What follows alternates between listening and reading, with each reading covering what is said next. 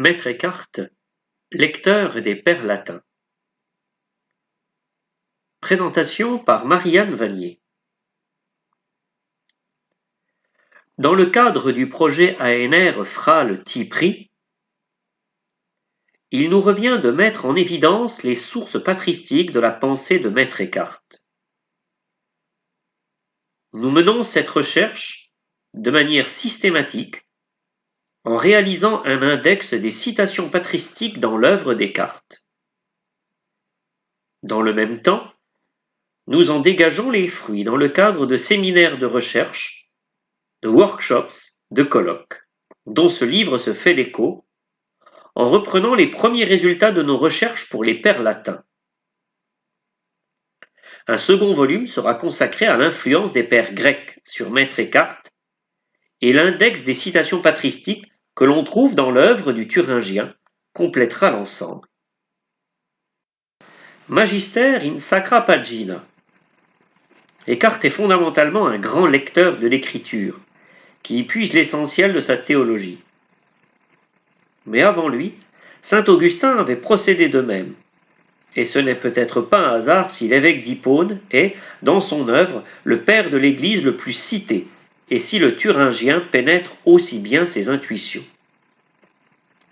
Aussi, dans cet ouvrage de recherche traitant des pères latins, nous accorderons une grande place à Augustin, tant en fonction de l'étude des confessions par Marcus Vincent, que des sermons latins par Jean de Vries, ou des paraboles de la Genèse par Jean-Claude Lagarrigue, ou de l'Évangile de Jean par Julie Castaigne, ou encore des manuscrits de la Wartburg, récemment redécouverts par Jana Ilnica.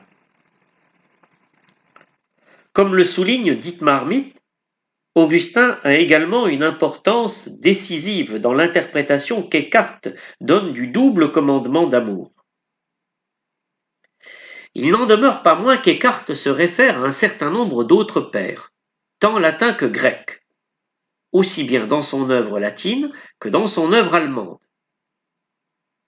Jérôme, que Régis Courtrai présente dans toute son ampleur, Isidore de Séville, qu'étudie Jacques Elfassi, Origène et les Cappadociens, que nous approfondirons dans un autre ouvrage.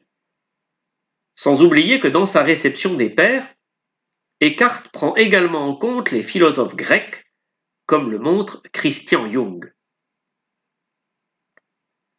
Cette relecture des pères, réalisée par le Thuringien, est si importante qu'elle n'est pas sans influencer ses successeurs, en particulier Henri Suzeau et Nicolas de Cuse, que commentent Sylvia Barabancel et Harald Schweitzer.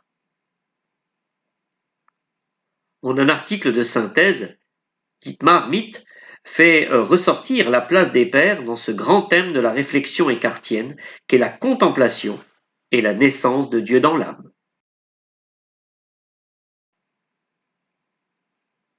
La place des pères dans l'œuvre d'Eckhart, par Marianne Vanier. Maintenant que l'œuvre d'Eckhart est presque entièrement éditée, il est possible d'en étudier les sources.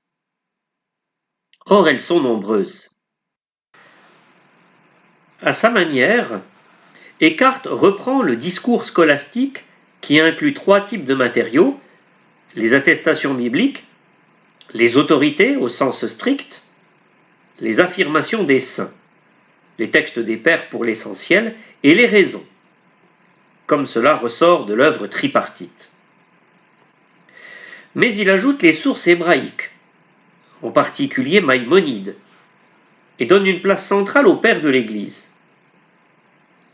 De plus, il propose en quelque sorte le principe d'organisation de ces sources, en appelant Aristote le philosophe, Maïmonide le rabbin et Augustin le théologien, sans oublier la Bible qui est la source première. Or, l'étude des sources s'est principalement concentrée, ces dernières décennies, sur les sources philosophiques de sa pensée, qui sont nombreuses et importantes. Mais cela a souvent amené à présenter Eckhart comme un disciple de Denis l'Aréopagite. Il est vrai que, comme tout auteur du Moyen Âge, le Thuringien a été marqué par l'aéropagite, en particulier pour le choix de la voix négative. Mais cette référence à Denis est loin d'être unique et prédominante, et ne fait pas des Descartes un philosophe néo-platonicien, même s'il souligne l'importance de l'un. Le Thuringien a également pris en compte d'autres auteurs, en particulier saint Augustin. Et il ressort de l'Indes Auctorum, en cours de réalisation, que si 113 références sont attribuées à Denis, presque autant pour Origène, quelques 5000 reviennent à Augustin. D'autres pères de l'Église ont également une place importante dans l'œuvre des Descartes, en particulier Origène, Jérôme, Isidore de Séville. Ce qui amène à s'interroger sur le sens de cette référence au Père. Apparemment, en tant que magister in sacra pagina, Descartes puise largement aux sources patristiques, car les pères sont de grands commentateurs de l'écriture et l'aident à retrouver le texte biblique original et sa signification. Parmi les pères, c'est surtout avec Augustin qu'il mène un dialogue quasi ininterrompu, à tel point qu'il est difficile d'en retrouver toutes les citations. Mais il en va de même pour les références à d'autres pères. Ce qui nous amène à un autre volet de la recherche, celui des sources à identifier. Des sources à identifier. En effet, si certaines sources patristiques des Descartes sont identifiées dans l'édition Collamer, d'autres demandent encore à l'être. Tel est, on l'a déjà noté, l'objet du projet ANR Frale-Tipry. Pour en préciser l'enjeu, nous prendrons ici deux exemples concernant Maxime le Confesseur et Origène. Descartes ne cite explicitement Maxime le Confesseur qu'une seule fois, alors qu'il se réfère plus fréquemment à lui, ne serait-ce qu'avec la célèbre phrase qu'il emprunte aux Questions à Thalassios, « devenir par grâce ce que Dieu est par nature », bien qu'il emprunte peut-être aussi cette phrase à Augustin. Il en va de manière analogue pour Origène.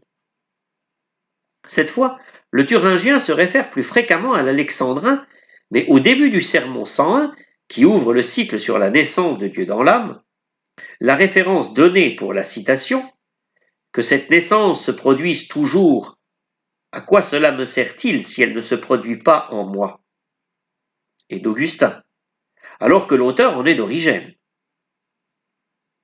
S'agit-il d'une erreur de copiste, en raison de la fréquence des citations augustiniennes ou de l'autorité reconnue de l'évêque d'Hippone? On ne sait. D'autre part, lorsqu'Escartes écrit « Un maître a dit », il importe d'identifier ce maître. Souvent il s'agit d'Origène.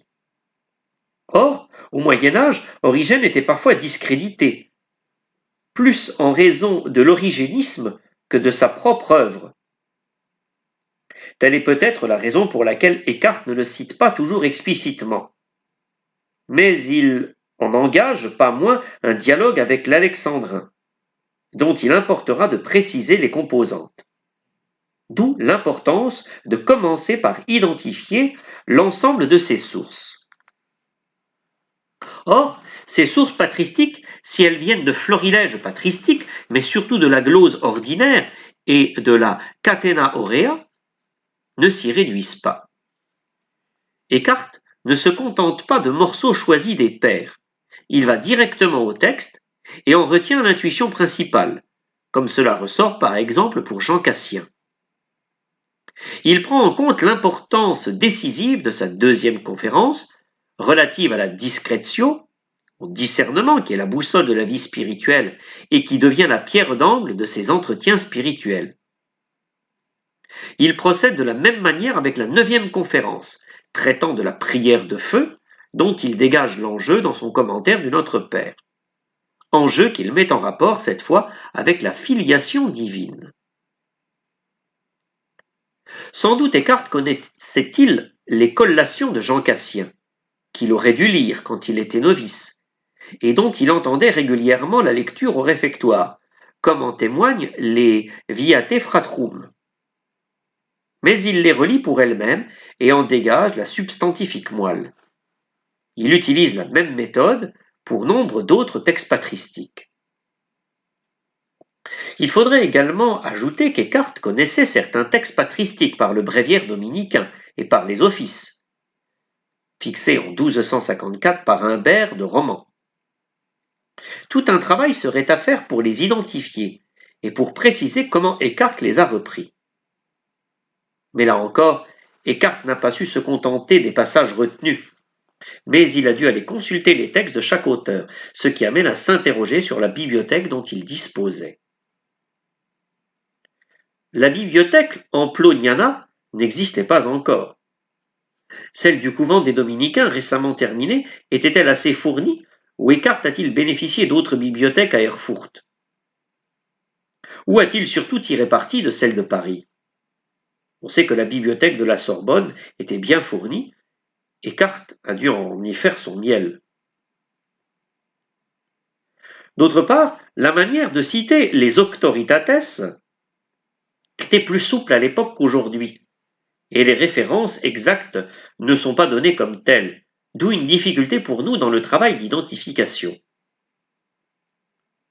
Une autre difficulté s'ajoute, celle de la langue.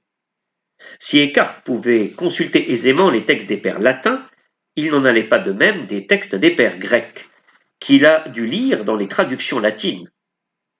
Celles de Ruffin pour Origène, de Jean Scott Érigène pour Grégoire de Nice et Maxime le Confesseur, auxquelles s'ajoutent des entreprises de traduction plus récentes dont il a bénéficié, celle de Burgundio de Pise, qui a largement contribué à la connaissance des pères grecs en Occident, celle de Robert de Grosseteste, sans oublier les sentences de Pierre Lombard, qu'il connaissait fort bien, et où l'on trouve de nombreuses citations patristiques.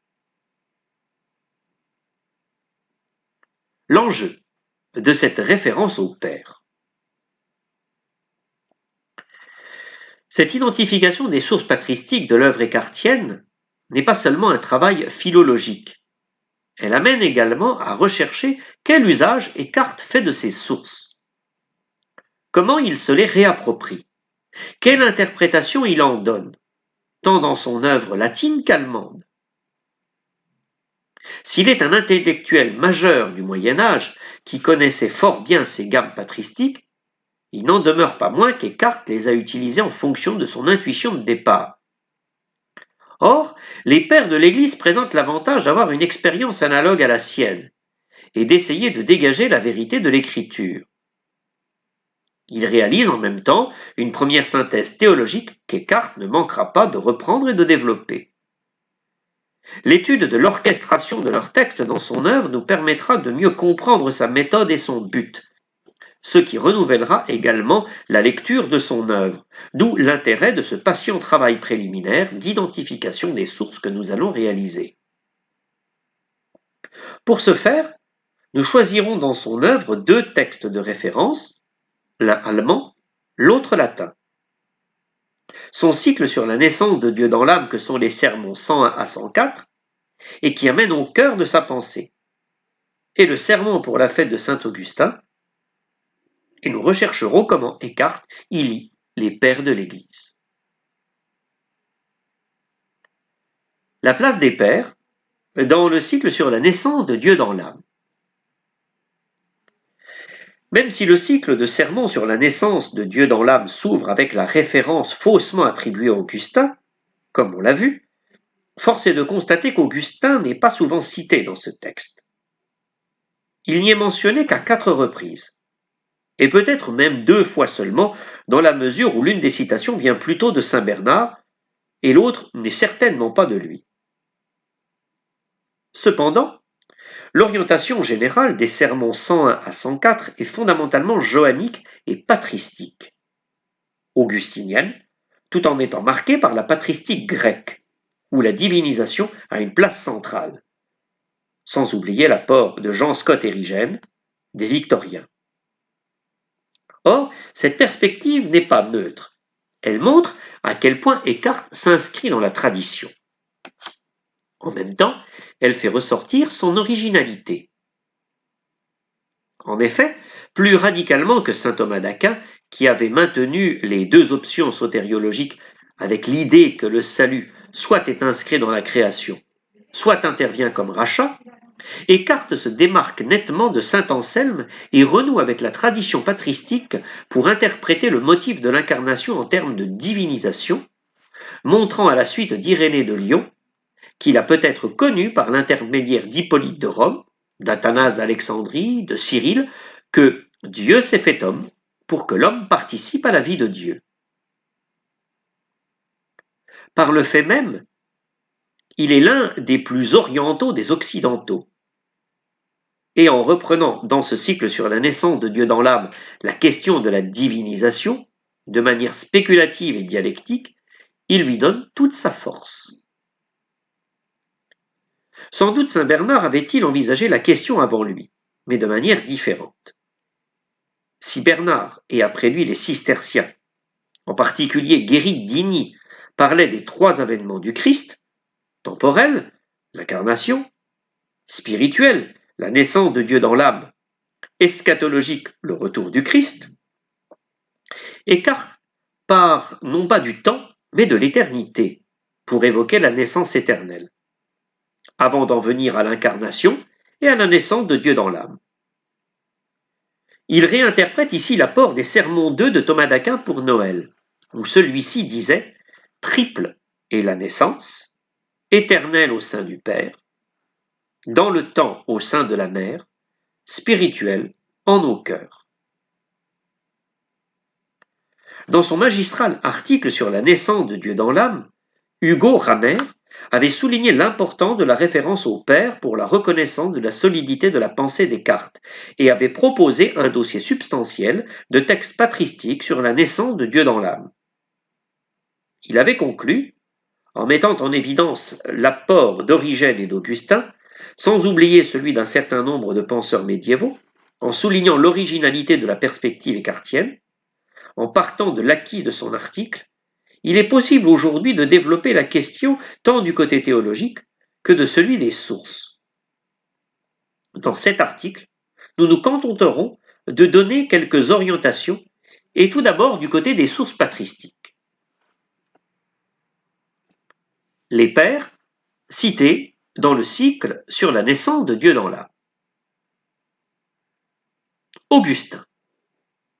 D'entrée de jeu, Eckhart se réfère à Augustin, comme les autres médiévaux, mais aussi de manière originale. Même si la citation lui est faussement attribuée, l'esprit est là.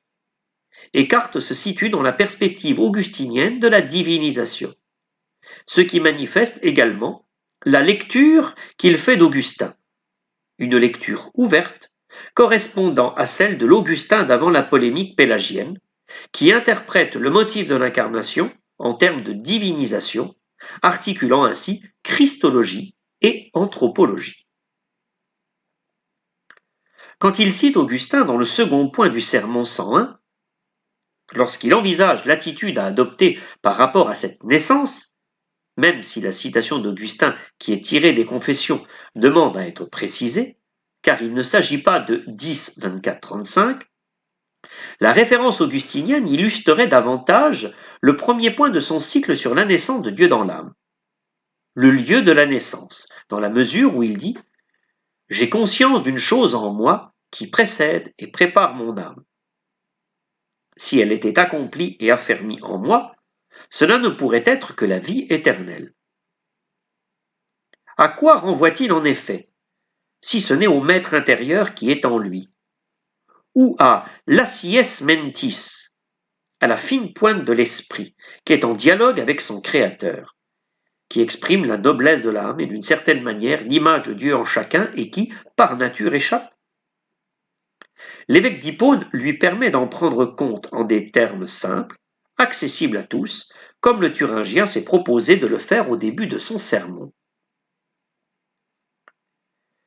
La seconde citation d'Augustin est tirée, cette fois, du De Vera Religione, 30-72, et intervient au second point du sermon 102, consacré au lieu de la naissance.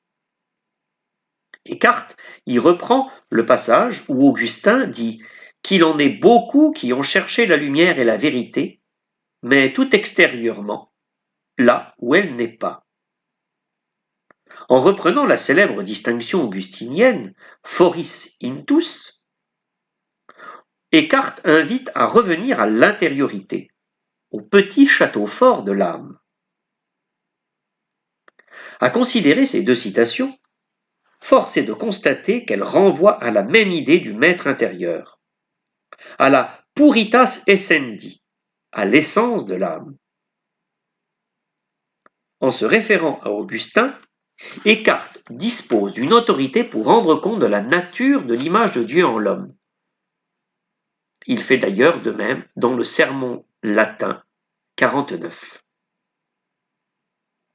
Plus largement, la dialectique de l'image qu'il déploie dans le sermon 40, en passant de la Bild à l'Einbildung, avant d'en venir à l'Einbildung et à l'Überbildung, n'est pas sans rappeler le jeu verbal augustinien sur la forma, tant dans le De Trinitate que dans le sermon 125, et dans nombre d'autres textes, et qui a donné lieu au schème creatio, convertio, formatio. Le point de départ est identique. La forma augustinienne ou la Bild écartienne qui renvoie à la pureté de l'image de Dieu en l'homme. Pour retrouver cette image, Augustin propose la conversion et écarte le détachement. Au XIVe siècle, la conversion n'avait plus le même sens et la même fonction que dans les premiers siècles. Quant au résultat, il est analogue. La constitution de l'être, exprimée par la formatio et par l'Einbildung. Simplement, Eckhart va plus loin qu'Augustin, dans la mesure où il envisage l'Überbildung, qui implique déjà le passage à l'éternité. D'autre part, il ne se réfère pas seulement à Augustin pour préciser le lieu de la naissance de Dieu dans l'âme, mais également à Origène, ainsi qu'à Grégoire de Nice et à Jean Cassien, qui invitent à faire de notre cœur l'arche de l'alliance. Origène. Il n'est pas sans s'inspirer du début de l'homélie 26 sur Josué, où Origène dit que notre Seigneur nous demande un emplacement pour y construire et y habiter. Et nous devons si bien nous transformer dans la pureté du cœur, la sincérité de l'âme, la sainteté du corps et de l'esprit, que le Seigneur daigne recevoir une place dans notre âme, y bâtir sa demeure et y habiter. Sans doute la perspective d'Origène est-elle légèrement différente, dans la mesure où l'alexandrin passe de la réflexion sur le lieu de la naissance à l'attitude à adopter. Mais il n'en prend pas moins en compte le lieu sur un plan ontologique, du fait que quelques lignes plus loin, il présente le lieu où doit habiter Jésus, comme une montagne qui porte du fruit. Qu'est-ce à dire? Sinon qu'il est le fruit de la grâce, l'expression de la vie trinitaire? En reprenant la réflexion d'Origène, Eckhart bénéficie de son apport théologique, ce qui l'amène à développer une nouvelle théologie morale, tout entière ancrée dans la vie trinitaire. En effet, l'accueil de la naissance de Dieu dans l'âme n'est autre que l'accueil du Verbe que le Père envoie, et cet accueil est rendu possible par la grâce. De nouveau, Eckhart est influencé par les pères grecs, pour lesquels la morale n'existe que fondée ontologiquement. Il en va de manière analogue de la relecture des homélies sur les nombres d'Origène, avec la métaphore du puits, qui exprime l'image de Dieu en l'homme. Ce puits où jaillit l'eau vive peut être obstrué par des soucis divers, et il importe de le désencombrer pour y retrouver l'eau vive, la pureté et la vie de l'image divine en chacun. Il ressort de ces deux exemples que la référence au Père permet à Eckhart de mieux préciser le lieu de la naissance de Dieu dans l'âme, ainsi que l'attitude à adopter. Il en va de même pour les fruits qui en résultent et qui constituent le troisième point de ce cycle et pour lesquels il se réfère à nouveau à Augustin. Sans doute introduit-il toute une réflexion sur l'intellect, mais à la fin du sermon 104, comme dans le sermon 40, il invite à se laisser modeler par Dieu, cette fois-ci par la parole. La lecture qu'Eckhart propose des pères est à la fois souple et exigeante. Souple, car comme les médiévaux, son rapport aux auctoritates est large. Il en retient l'esprit et non la lettre. Mais en même temps, sa lecture est exigeante, car avant de la déployer, il a pénétré l'œuvre d'un Origène, d'un Augustin, d'un Cassien dans ses intuitions mêmes, et il en a fait son miel pour répondre également à son intuition de départ. Pour mieux le comprendre, nous reprendrons l'un des sermons d'Eckhart, son sermon latin pour la fête de Saint-Augustin, datant certainement de 1302 ou 1303, ainsi que le sermon allemand 16b, qui le reprend partiellement. Sermon pour la fête de Saint-Augustin. À aucun autre père de l'Église, Eckhart ne consacre une homélie, et encore moins deux, ce qui met en évidence le statut privilégié et incontournable d'Augustin. Comme l'homme noble d'une certaine manière, Augustin apparaît comme la concrétisation de son cycle sur la naissance de Dieu dans l'âme, comme l'expression de celui qui vit la divinisation. D'ailleurs, le titre retenu pour les deux sermons, Quasi vas ori solidum, ornatum omni lapide prestioso, est éloquent. Récipient, rempli. De plus, on peut se demander si la tripartition du sermon latin, en fonction de la noblesse du matériau, de l'ordonnance de la forme et de l'importance du poids, ne répond pas à la tripartition du cycle sur la naissance de Dieu dans l'âme, avec le lieu de cette naissance, l'attitude à adopter et les fruits à en tirer. En effet, la noblesse du matériau n'est pas sans faire penser à la noblesse de l'âme, dans la mesure où Eckhart met surtout en évidence la sagesse de saint Augustin, qui maîtrise remarquablement les trois parties de la philosophie antique, la physique, la logique et l'éthique, et qui pour la théologie s'enrichit d'une double connaissance, l'une par le miroir et en énigme, l'autre par le miroir et dans la lumière.